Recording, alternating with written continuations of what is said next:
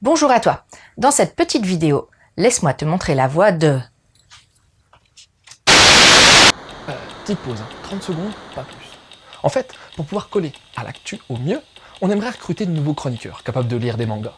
Bon, ça encore, c'est pas trop compliqué, d'écrire des chroniques et pourquoi pas de les présenter. Bon, rêve pas, on fait ça bénévolement, alors t'attends pas à gagner de la thune non plus. En tout cas, si t'es intéressé, tu peux mailer à l'adresse qui s'affiche et je me ferai un plaisir de t'expliquer comment on s'organise. Et voilà, tu vois, 30 secondes, franchement, on est large. Allez, je te laisse en bonne compagnie. À plus. Tant que nous serons ensemble. Une tendre histoire d'amour interdit.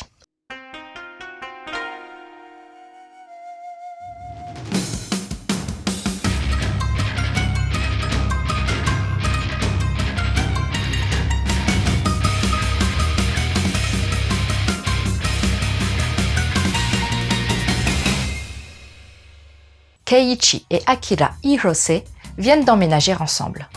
On les prend pour de jeunes mariés. Et pour cause, ils portent le même nom et sont très complices. Mais la réalité est qu'ils sont frères et sœurs et aspirent à vivre sereinement leur relation d'amour fusionnelle et platonique, loin de leur famille et de leurs amis.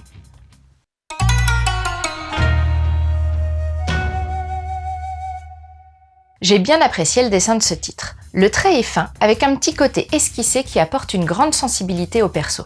Bien qu'un brin caricatural, leurs expressions transcrivent beaucoup de tendresse et de bienveillance et parfois un poil de nostalgie. Les éléments de décor sont bien présents et nous ancrent dans le côté réaliste de cette tranche de vie. J'ai bien aimé également le travail des textures et des trames plutôt riches. La mangaka joue avec la forme et la dimension de ses cases, principalement avec des coupes droites pour donner du rythme à la lecture. On a quelques pleines pages, quelques coupes de biais quand même, quelques sorties de cases. L'ensemble est varié mais facile à lire. C'est Akata qui édite ce titre en France. La jaquette très douce, en ton pastel, est imprimée sur un papier satiné. L'absence de brillance rajoute à l'effet de douceur qui émane de cette très jolie couverture, fidèle à la version japonaise. On a une première page couleur et une impression correcte sur un papier de qualité. Les zones au Japon ont été traduites, mais le travail est bien réalisé et elles s'intègrent bien dans la mise en case.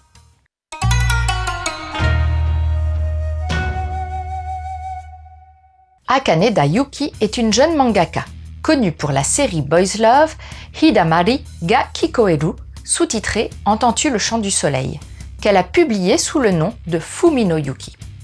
Cette série douce et subtile parle d'amour et de handicap. Elle a rencontré un franc succès au Japon qui lui a valu la possibilité de revenir avec une suite à ce titre.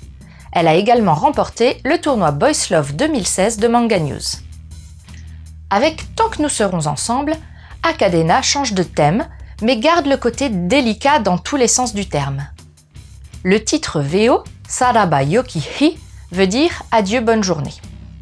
Le positionnement de l'auteur sur son propos est très pertinent.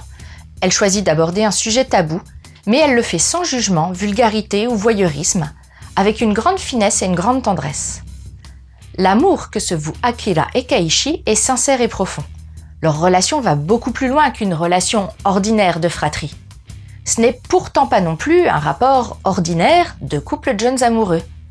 La mangaka nous conduit à nous questionner sur cette relation complexe, à la fois tendre, mais aussi un peu toxique, tant la dépendance de Keiichi a forgé l'attitude d'Akira à son égard. Ce premier tome s'attarde d'ailleurs beaucoup sur la jeunesse des personnages, ce qui apporte un éclairage sur la construction de leur relation si particulière et les raisons qui les ont conduits à partir loin de leur famille et de leurs amis. Il est construit comme un puzzle et aborde plusieurs époques et plusieurs points de vue, y compris sur des scènes dont les deux personnages principaux sont exclus, ce qui apporte aussi une vraie profondeur au background des persos secondaires. J'avoue par contre que je m'y suis un peu perdue et que j'ai parfois eu besoin de faire des pauses ou de revenir en arrière pour bien comprendre où, quand et avec qui je me trouvais. Au final, Tant que nous serons ensemble est un premier tome prometteur, tout en finesse et en complexité, qui aborde avec une vraie profondeur le sujet tabou de l'amour entre un frère et une sœur. En conseil de lecture, je serais tentée d'aller voir du côté de Hidamari ga Kikoeru, Entends-tu le chant du soleil de la même mangaka. Kohei est étudiant et est plutôt isolé à cause de sa surdité.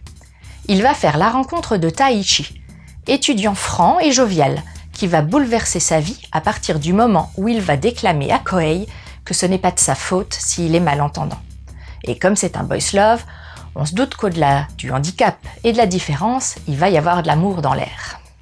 Si tu aimes les histoires d'amour délicates et atypiques, je te conseille aussi Les Temps retrouvés, l'histoire d'un coup de foudre entre deux septuagénaires qui se posent aussi la question de ce que diront les gens. Et si tu veux en savoir plus, il y a un manga dessus.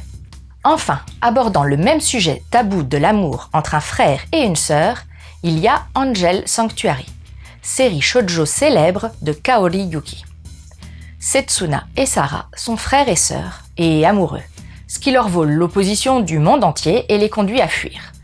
Mais un être étrange tue Sara et Setsuna découvre qu'il est la réincarnation d'un ange banni, ce qui va lui permettre de ramener l'âme de sa sœur bien-aimée, mais les conduire au cœur d'une guerre millénaire entre anges et démons.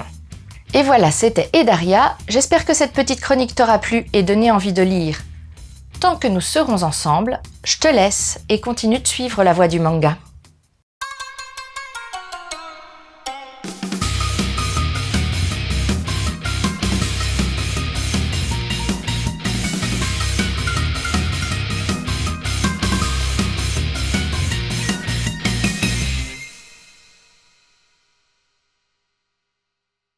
Et là, tu sais quoi? J'ai pas su faire de vanne. Il est pas triste, ce manga, loin de là. Mais c'est quand même pas facile d'avoir des conneries à dire quand on parle de sujets comme ça, non?